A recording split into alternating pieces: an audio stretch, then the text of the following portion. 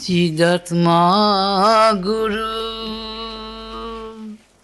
সবার মাঝে বোধ স্বরূপে নিত্য বিরাজে। চিদাত্মা গুরু সবার মাঝে বোধ স্বরূপে নিত্য বিরাজে। বোধ স্বরূপে নিত্য বিরাজে। বোধ স্বরূপে নিত্য বিরাজে। চিতিরূপে স্বয়ং সেজে মন বুদ্ধির চিন্তায় কাজে। চিতিরূপে স্বয়ং সেজে মন বুদ্ধির চিন্তায় কাজে। প্রকাশ করে সব মহিমায় আপন। প্রকাশ করে স্বমহিমায় আপন। নিত্য নূতন স্বভাব ঐশ্বর্যে। নিত্য নূতন স্বভাব ঐশ্বর্যে। চিদাত্মা গুরু সবার মাঝে সোহং বোধে হংস বীজে। জ্ঞানী ভক্ত তারে সদাই ভজে। সোহং বোধে হংস বীজে। জ্ঞানী ভক্ত তারে সদাই ভজে। অজ্ঞান বোধে যারা আছে তারাও আছে সবোধের মাঝে। অজ্ঞান বোধে যারা আছে তারাও চলে সবোধের মাঝে। চিদাত্মা গুরু সবার মাঝে বোধ স্বরূপে নিত্য বিরাজে। অজ্ঞানের বোধ জ্ঞানেতে বিরাজে। জানে তা চৈতন্য নিজে। অজ্ঞানের বোধ জ্ঞানেতে বিরাজে। জানে তা চৈতন্য নিজে। অজ্ঞান জ্ঞান বিজ্ঞান প্রজ্ঞান সাজে। অজ্ঞান বিজ্ঞান বিজ্ঞান প্রজ্ঞান সাজে। সর্বভূতে আত্মগুরুই আছে। অজ্ঞান জ্ঞান বিজ্ঞান প্রজ্ঞান সাজে। সর্বভূতে আত্মগুরুই আছে। তার কৃপায় আত্মবোধ হয়।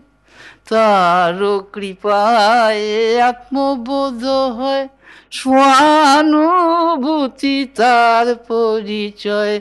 তার কৃপায় আত্মবোধ হয়। স্বানুভূতি তার পরিচয়। সচ্চিদানন্দ গুরু স্বয়ং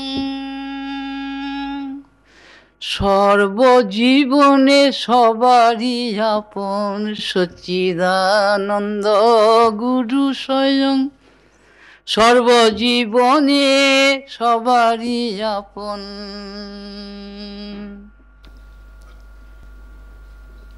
পৃথিবীতে আমরা প্রিয়জন আপনজনকে খুঁজি। কেন? আপনটা হচ্ছে আমাদের স্বরূপ, সেই স্বরূপটা আমরা ভুলে গেছি সবাই। যেভাবেই হোক সেই ভুলটা ভাঙবার জন্য আমরা চেষ্টা করি, কিন্তু পারি না। কিন্তু আপন আমাদের হৃদয়েতেই বাস করছেন। গুরু হচ্ছেন আত্মা। তিনি সব দেব দেবী সবই তিনি,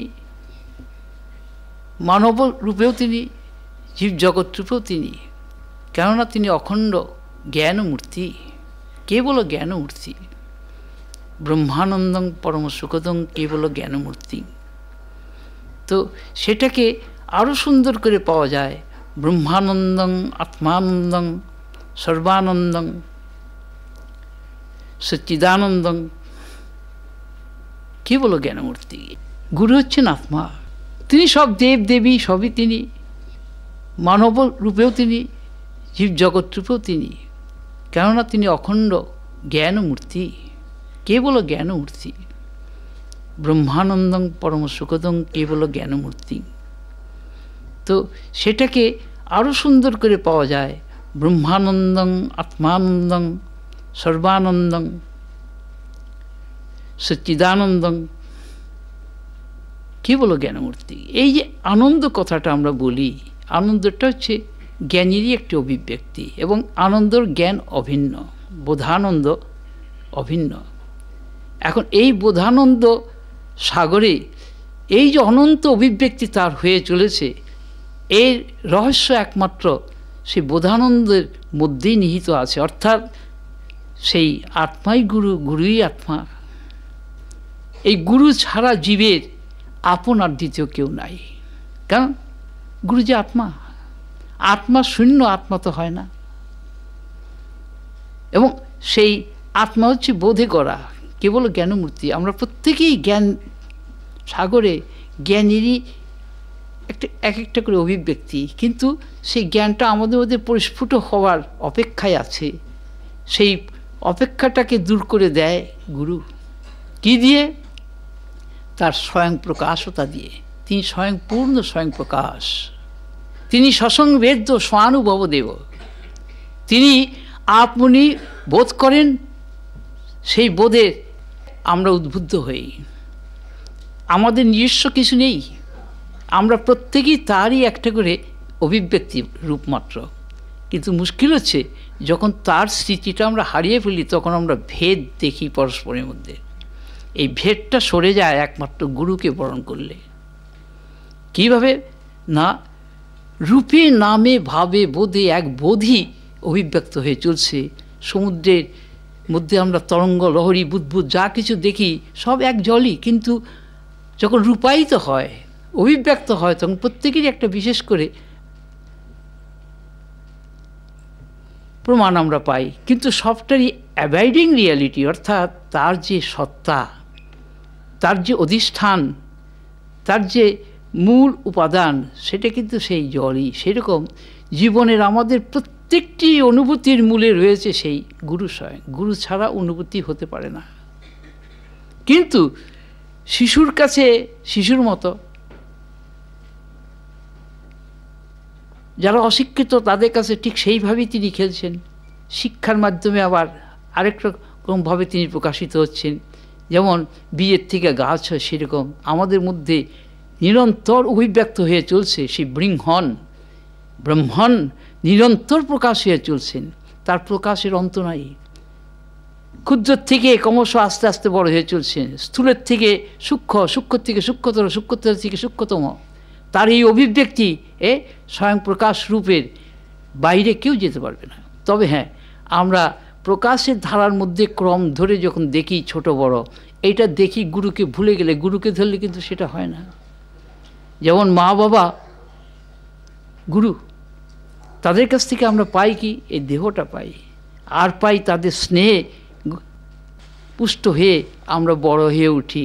এটা একমাত্র গুরু ছাড়া আর কেউ দিতে পারে না। কাজী মাতা গুরু, পিতা গুরু, তারপরে শিক্ষা গুরু। কাজী এই যে একের পর এক গুরুর রূপ আমাদের সামনে ফুটে উঠছে, সেই গুরুর মধ্যেই আমরা মিশে যাব আলটিমেটলি। এইটি আমরা পাই গুরুতত্ত্ব গুরুবাদের মধ্যে। গুরু কে? কেবল জ্ঞানমূর্তি। এই যে কেবল জ্ঞানমূর্তি, এর পরিমাণ করা যায় না, আনফ্যাথমেবল, অগাধ, অপরিমেয় এবং অনন্ত, অসীম, অখণ্ড, ভূমা, পূর্ণ, নিত্য, শুদ্ধ, বুদ্ধ, মুক্ত, অজর, অমর, অপাপ, বিদ্ধ। তার মধ্যে পাপ নেই, জড়তা নেই, কেননা সে জ্ঞানমূর্তি। এই জ্ঞানমূর্তি আমাদের অন্তরে বাইরে সর্বত্র সর্বব্যাপী, কেননা অখণ্ড ভূমা যে সে যে আবিস্বরূপ, তাকে স্মরণ করাই হচ্ছে একমাত্র আমাদের জীবনের সবচেয়ে বড় কথা। কিন্তু এই স্মরণটা আমরা পারি না অভ্যাসের জন্যে। আমাদের এই অভ্যাসটা ধরিয়ে দেয় গুরু নিজে আচরণ করে। সবচেয়ে বড় জিনিস হচ্ছে জীবনে আমরা প্রত্যেকেই কতগুলো অভ্যাসের গড়া, অভ্যাসে ভরা। এই অভ্যাস ক্রমশ আস্তে আস্তে রূপায়িত হয় নূতন অভ্যাসের দ্বারা। সেই জন্য শিক্ষা প্রথমেই দরকার জীবনে। বেদের অঙ্গের মধ্যে বেদান্তের কথা যে আমরা পাই, বেদের 6টা অঙ্গের মধ্যে প্রথমে হচ্ছে শিক্ষা। কিন্তু এই শিক্ষা আমরা যথার্থ না পেলে কখনো আমাদের সেই পূর্ণতা আসবে না। এই শিক্ষাটার বড় অভাব। শিক্ষার ভিত্তিটাই নাই এখন। শিক্ষা হবে কোত্থেকে? কে শিক্ষা দেবে? কারণ যারা শিক্ষা দেবে তাদের সেই ভিত্তি নাই। প্রথমে যে শিক্ষার জন্য দরকার সেটা হচ্ছে কি? সংযম, ব্রহ্মচর্য। এটা যে কি বিরাট কথা, যেটা বর্তমান যুগের সমাজে কোথাও খুঁজে পাওয়া যায় না, যেটা সবচেয়ে বেশি প্রয়োজন। আমি একটা বাড়ি করতে গেলে আমার একটা ভিত তৈরি করতে হবে, সেটা সেই ভিত যদি কিনা কাঁচা হয় তাহলে বাড়ি তো টিকবে না। জীবনের ভিতটা হচ্ছে ব্রহ্মচর্যের উপরে। শিক্ষা আরম্ভ হবে ব্রহ্মচর্য দিয়ে, সংযম দিয়ে, তবে শ্রদ্ধা আসবে, নাহলে শ্রদ্ধা আসবে না। সত্যকে ধারণ করার শক্তি আসবে না সেই শ্রদ্ধা। আর শ্রদ্ধা বিনে জ্ঞান আসবে না, জ্ঞান বিনে আমার অজ্ঞান মোহ আসক্তি কাটবে না। এবং এগুলো না কাটলে আমি সেই অখণ্ড ভূমা সচ্চিদানন্দ সাগরে মিশব কী করে? কাজেই আমাদের প্রথম ধাপে যেটা দরকার শিক্ষার ক্ষেত্রে, আবার সেই ব্রহ্মচর্য আশ্রম এর রহস্যটা কি সেইটি আমাদের অনুভব করতে হবে এবং সেইটি আবার চালু করতে হবে। শিক্ষার প্রথমেই সংস্কৃত শিখতে গেলে যেটা সবচেয়ে অন্তর হয় সেটা কি? আমাদের সেই ধারণ শক্তির অভাব। আগে শ্রুতি শ্রবণ করেই সব জিনিসটা ভিতরে বসে যেত। এখন সেই শ্রবণ শক্তি আর খুব দুর্বল আমাদের। খালি বই মুখস্থ করলে তো পাঠ হবে না, যদিও মুখস্থের একটা মূল্য আছে, কিন্তু হৃদয়স্থ না হলে, খালি ব্রেইনে থাকলে তো সেটা ক্ষতিকর হবে। আমাদের দুইটি বৃত্তি সমান হওয়া চাই, হৃদয় বৃত্তি এবং বুদ্ধিবৃত্তি। কাজেই আমাদের জীবনের যে শিক্ষা সেটা বাইরের সঙ্গে অন্তরের মিল নেই, মিল আনতে হবে। কেননা আমাদের জীবনকে সংযত করলে তো আমরা অন্তরের দিকে তাকাতে পারবো, অন্তর্মুখী আসবো। প্রবৃত্তি মার্গ ছাড়া যায় না সহজে, বড় কঠিন। সেটাকে ছাড়তে গেলে যে অভ্যাস দরকার, সেই অভ্যাসটা প্রথমে আমাদের শিক্ষায় এইটি আচরণ করে দেখাতে হবে। লক্ষ লক্ষ লোককে একদিনে শেখানো যায় না। অনেকেই প্রশ্ন করেছে যে আপনি যেগুলো বলছেন এতে কোন দিনই সম্ভব না। যে কে বলছে সম্ভব নয়? তুমি নিজে করে দেখো। তুমি নিজেই যদি কিনা উপকৃত হও, তোমার কাছে আরও 5 জন এসে উপকৃত হবে। আগে তো তুমি নিজে তৈরি হও। অপরের দোষ না দেখে দোষ দেখো নিজের, আর নিজের গুণ না দেখে গুণ দেখো অপরের। এই অভ্যাসটা করো দেখিনি। কিন্তু আমরা তো তাও পারি না। কেননা অখণ্ড মণ্ডলাকারং ব্যক্তম যেন চরাচরম তৎপদং দর্শিতম যেন তস্মৈ শ্রী গুরবে নমঃ। এই যে কথাটা, মন্ত্রটা, এর কত বড় সুন্দর কথা। অখণ্ড মণ্ডলাকার রূপে গুরু বিরাজ করছেন। সেই গুরুর পরিচয়টা দিচ্ছেন যিনি, তিনি তো গুরু স্বয়ং।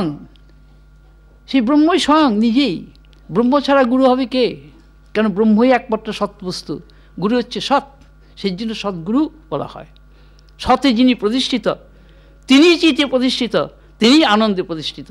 সতে প্রতিষ্ঠিত না হলে চিদ আনন্দে প্রতিষ্ঠা হয় না। আমরা লেখাপড়া শিখে BA পাস করছি, কিন্তু আমাদের শিক্ষাটা হচ্ছে না। কেননা এই শিক্ষাটা বাইরের থেকে আমরা ভিতরে নিয়েছি। শিক্ষাটা আসবে ভিতরের থেকে বাইরে আসবে, উদ্গীত হবে। তবে হবে সেটা সতে প্রতিষ্ঠা। কিন্তু বাইরের থেকে মিশ্র শক্তি চৈতন্য দিয়ে আমরা কি কাজ করব? চৈতন্য তো অবিমিশ্র, নিত্য, শুদ্ধ, বুদ্ধ, মুক্ত। সেই মুক্ত চৈতন্যের সঙ্গে আমাদের পরিচয় হচ্ছে না, কেননা আমাদের সংযম নাই।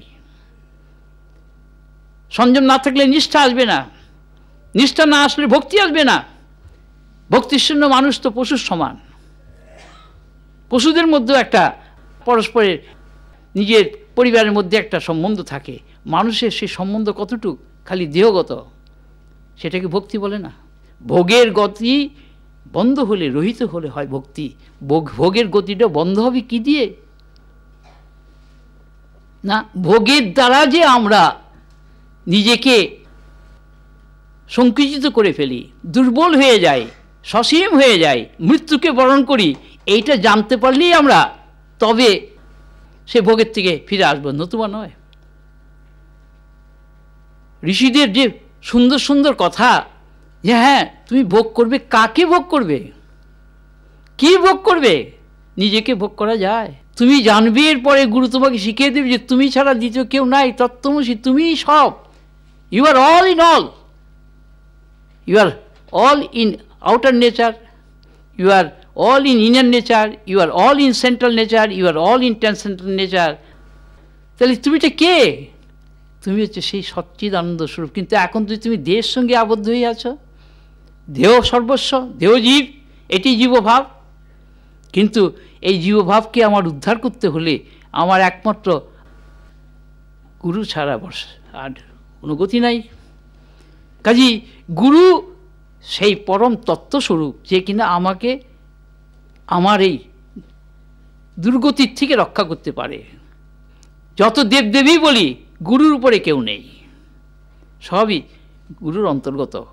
কেননা গুরু গীতাতে সুন্দর কথা আছে যে দেবদেবী রুষ্ট হলে গুরু রক্ষা করতে পারেন, কিন্তু গুরু রুষ্ট হলে কোনো দেবতার ক্ষমতা নেই রক্ষা করতে পারে। তাহলে গুরুর মহিমা কতখানি!